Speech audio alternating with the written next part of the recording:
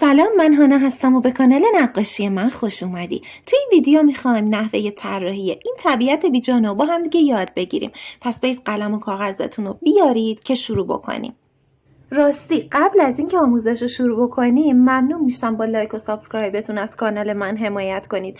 دوستان این خیلی کمک میکنه که کانال من رشد کنه و من بتونم محتوای بهتر و بیشتری براتون بسازم.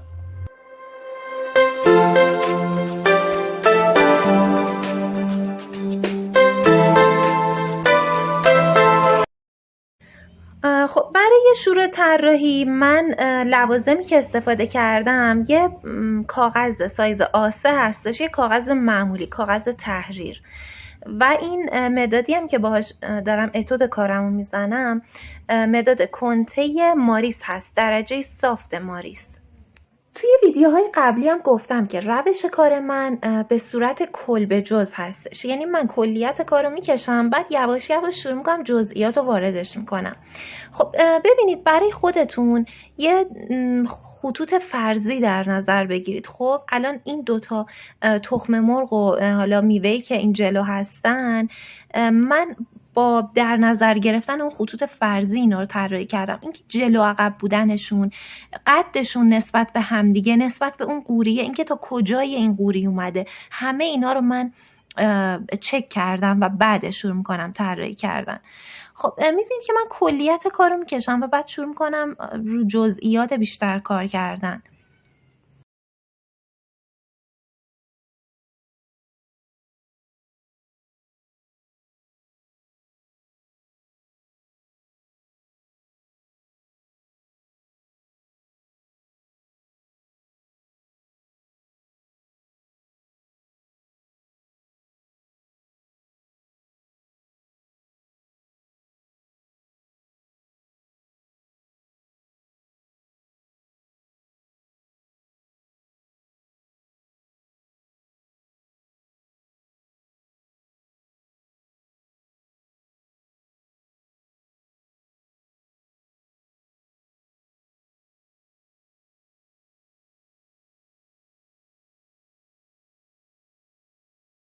توی این قسمت شروع میکنم پودر زغال رو با یه مقدار پودر کف دریا ترکیب میکنم.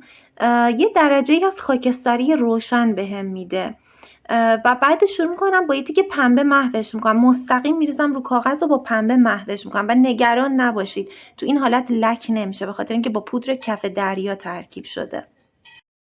بعدش شروع میکنم با همون مداد ماریس هم شروع میکنم یه سری سایه هایی رو ایجاد میکنم. دوستان من توی این طراحی هوس کردم که یه مقدار این سایه ها به صورت هاشور باشه، یعنی خیلی حالا محو و اینا نکنمش. البته با پنبه محو میکنم، منتها نمیخوام خیلی محو بشه، اون حالت خط خطیش میخوام حفظ بشه. این ظرف چون جنسش لعاب هستش، ظرف لعابیه و خب سطح براقی داره، از طرفی سفیده، خیلی نمیخوام سایه های تیره روش باشه. میبینید که این سایه ملایم زدم روش و خواستم اون سفیدی ظرف کاملا مشخص باشه. و اینکه خب توی قسمتایی هم میبینم حالا تیرگی خیلی زیادی داره، البته کمه، مثلا این قسمت پایین قوری هستش، اینجاها معمولا یه سایه به نسبت تیره داره. حالا اینا رو هم با همین مداد من کار میکنم. با یه پاکن خمیری از برند فابر کاستل میام توی دستم فرم میدم بهش، یه مقدار نوکش رو تیز میکنم و شروع میکنم یه سری نورهایی رو ایجاد میکنم، برق میندازم روی این ظرف، چون میخوام اون جنسیت سفال بودن و اون لعابی بودنش رو نشون بده، اینکه سفال لعاب خورده است.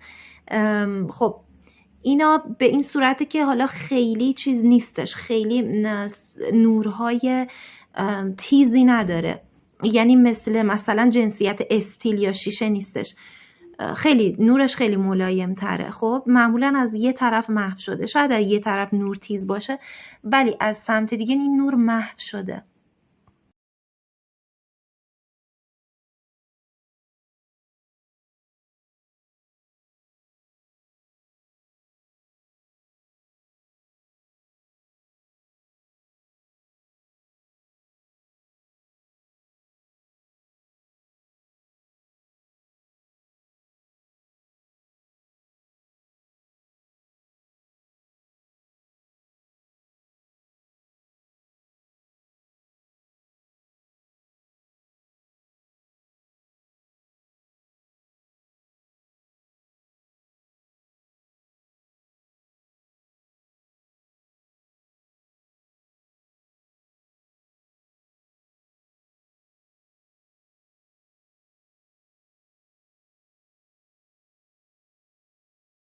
همونطور که نورهای جنس سفال لعاب خورده از یه سمت تیز معمولا و از سمتای دیگه محوه، تیرگیاش هم به همون حالته، یعنی تیرگیش هم محو میشه. شاید توی قسمتایی مرز اون تیرگی مشخص باشه و تیز باشه، ولی از سمت دیگه معمولا محوه. اینطوری این میتونید جنسیت ظرف که لعابی هستش رو برسونید.